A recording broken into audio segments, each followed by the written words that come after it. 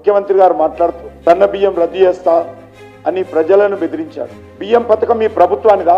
బియ్యం పథకం ఇది దేశమంతా అమలు చేస్తున్నటువంటి కేంద్ర ప్రభుత్వ పరిధిలోని పథకం. ప్రతి కేజీకి 42 రూపాయలు కేంద్ర ప్రభుత్వం ఇస్తా ఉంది. రాష్ట్ర ప్రభుత్వం ఇచ్చేది 15 రూపాయలే. మరి సన్న బియ్యం మాదని ఎందుకు ఈరోజు సన్నాయి నొక్కులు నొక్కుకుంటున్నారు? 83 కోట్ల మంది ప్రజలకు దేశవ్యాప్తంగా ఈ ఉచిత బియ్య పథకాన్ని మేము అమలు చేస్తా ఉంటే రద్దు చేస్తా అంటాం. రద్దు చేయి ధైర్యం ఉంటే అని అడుగుతా ఉన్నాం.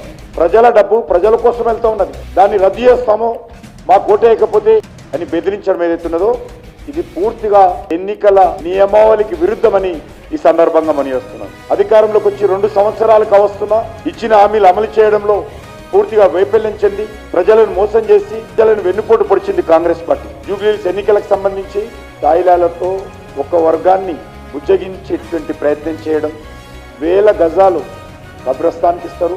మరొక దిక్కు బంజారాహిల్స్లో పెద్దమ్మ గుడి స్థలం గుడి కూలగొట్టి విగ్రహాన్ని మాయం చేస్తారు.